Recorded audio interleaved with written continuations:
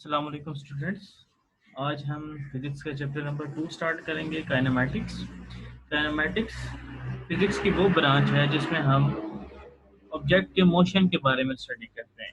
सिर्फ हम ऑब्जेक्ट के मोशन को देखते हैं, हम वो मोशन किस वजह से प्रोड्यूस हो रहा है उसके बारे में स्टडी नहीं करते। ठीक, तो इस चैप्टर में हम टाइप ऑफ मोशंस के बारे में पढ़ेंगे, स्केलर और वेक्टर क्वांटिटीज़ के बारे में पढ़ेंगे, और रिलेशनशिप क्या है डिस्प्लेसमेंट, स्पीड, वेलोसिटी और एक्सेलरेशन के बीच में ये पढ़ेंगे।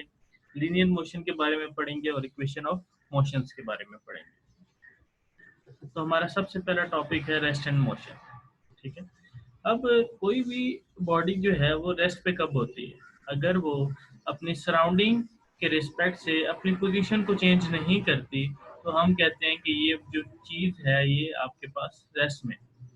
फॉर एग्जांपल, आपके पास एक बॉल है और वो एक फर्श के ऊपर पड़ी है। तो बॉल जो है वो मूव नहीं कर रही, तो हम कहेंगे कि जो बॉल है इस सराउंडिंग के रिस्पेक्ट से क्या है आपके पास, रेस्ट पे। सेम एज इट इज, अगर कोई चीज़ अपने सराउंडिंग के रिस्पेक्ट अपनी पोजीशन को चेंज कर रही है तो आप कहोगे कि वो ऑब्जेक्ट जो है आपके पास मोशन में है। अगर आप उस बॉल को रोल करो फ्लोर के ऊपर, ठीक है, तो क्या होगा कि कुछ देर पहले जो है वो आपके करीब पड़ी हुई थी बॉल और फिर वो आपसे दूर जाना शुरू होगी। तो इसका मतलब ये है कि वो अपने इर्द गिर्द की चीज़ों के रिस्पेक्ट से अपनी पोजीशन को चेंज कर रही है। तो ऐसे ऑब्जेक्ट को हम कहते हैं कि ये ऑब्जेक्ट जो है वो मोशन में।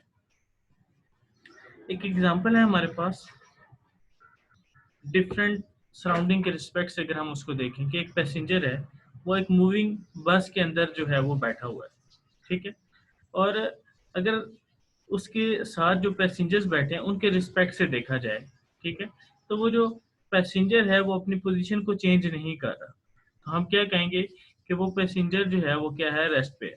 ठीक, लेकिन एक ऑब्जर्वर जो है वो बस से बाहर है, ठीक है, रोड पे खड़ा हुआ है और बस वहां से मूव कर रही है, तो उसके रिस्पेक्ट से वो क्या होगा कि वो बस जो है वो मोशन में होगी। ठीक, लेकिन जो पैसेंजर अंदर बैठा हुआ है उसके रिस्पेक्ट से वो चीज मोशन में नहीं है।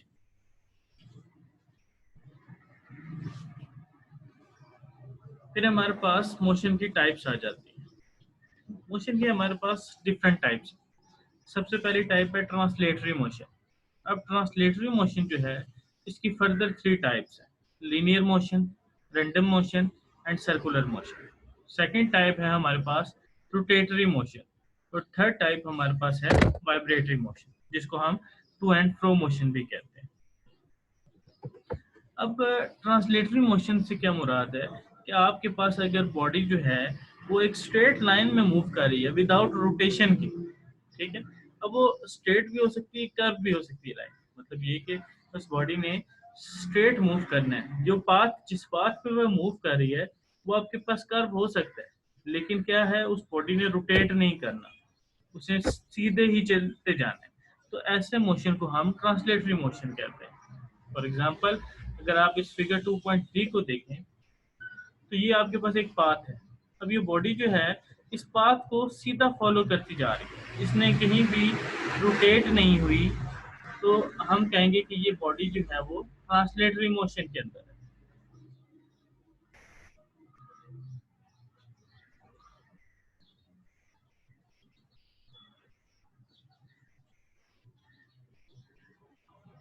अब अगर हम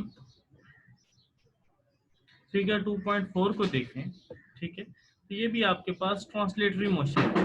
क्यों? क्योंकि बॉडी सर्कल में मूव कर रही है, क्योंकि इसका पाथ ही सर्कुलर है, ये कहीं रोटेट नहीं हुई, कहीं लेफ्ट नहीं हुई, राइट नहीं हुई, स्ट्रेट ही मूव कर रही है, ठीक है, अपने पाथ के अराउंड।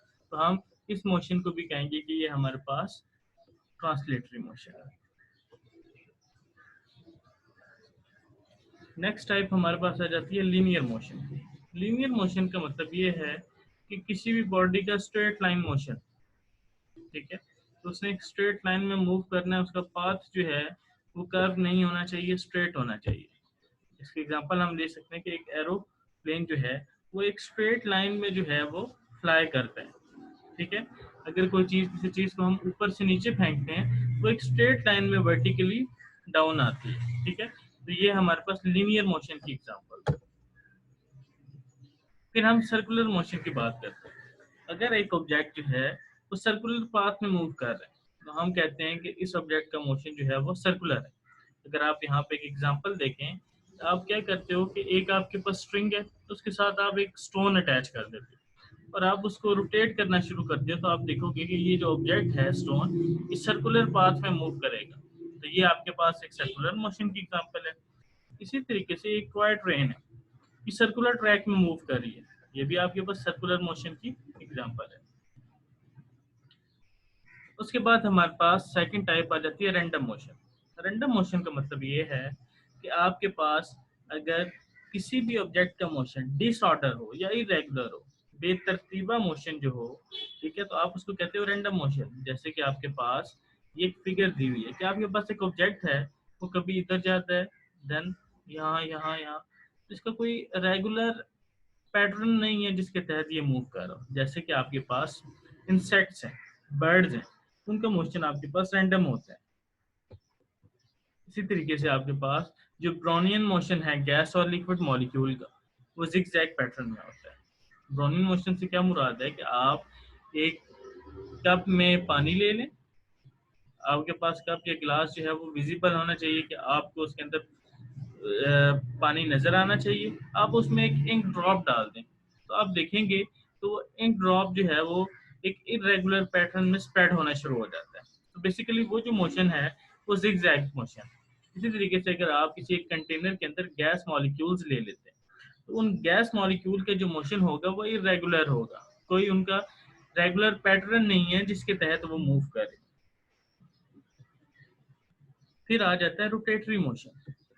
अब रोटेटरी मोशन का मतलब ये है कि अगर एक बॉडी जो है उसका स्पिनिंग मोशन हो उसके ही अपने एक्सिस के अराउंड, तो आप उसको कहते हो कि ये रोटेटरी मोशन है कि वो अपना एक्सिस नहीं छोड़ी, उस एक पॉइंट के अराउंड जो है वो मूव कर रही है। एक्सिस क्या होता है?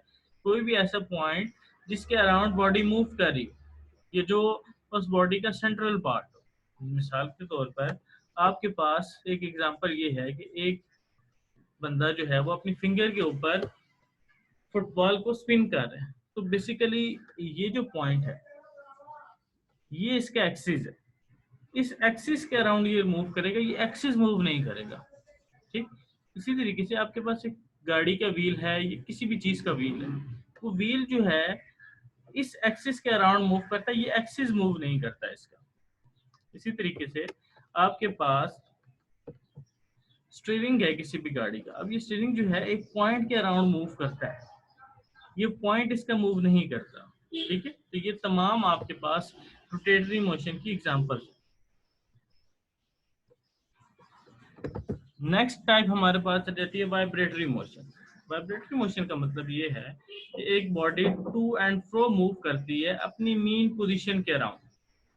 फॉर एग्जांपल अगर हम इस वॉच की एग्जांपल लें तो इसका ये जो पेंडुलम है ये यहाँ पे रुका हुआ है, लेकिन जब भी यहाँ पे घंटा कंप्लीट होता है तो ये क्या करता है कि ये इस पॉइंट के around two and fro move करना शुरू कर देता है। तो ऐसे मोशन को हम वाइब्रेटरी मोशन कहते हैं। इसी तरीके से आपके पास ये एक स्विंग है। अब ये स्विंग जब इसके ऊपर कोई नहीं बैठा तो ये एक मीन पोजीशन पे मौजूद है, लेकिन जब आप किसी बच्चे को इस पे बिठा के झूला देते हैं तो ये करता है इस पॉइंट के around two and fro move करता है। इसी तरीके से हमारे पास सी सा की एग्जांपल है। ये जो पॉइंट है इसका ये मेन पॉइंट है। ठीक है, अब ये टू एंड फ्रो इस पॉइंट से मूव करता है, कभी ये नीचे जाएगा, कभी ये ऊपर जाएगा, कभी ये नीचे जाएगा, कभी ये ऊपर जाएगा। तो आपके पास यहाँ पे मिनी एक्सरसाइज दी हुई है।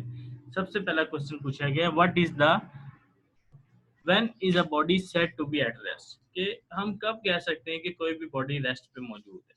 ठीक है, तो इसका आंसर क्या है कि कोई भी बॉडी रेस्ट पे तब मौजूद होती है जब वो अपनी पोजीशन को चेंज नहीं करती with respect to its surrounding. Surrounding का क्या मतलब होता है? अपने इर्द गिर्द की चीजों के लिहाज।